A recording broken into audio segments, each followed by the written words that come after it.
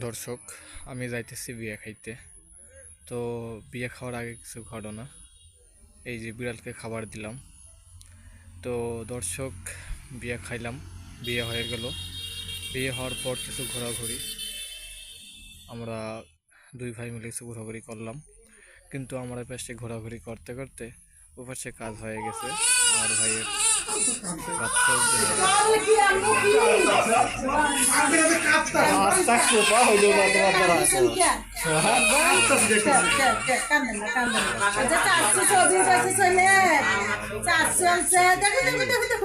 আম্মাজান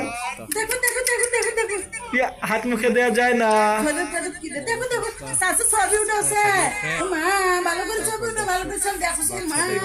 অনেক সুন্দর দেখো এখন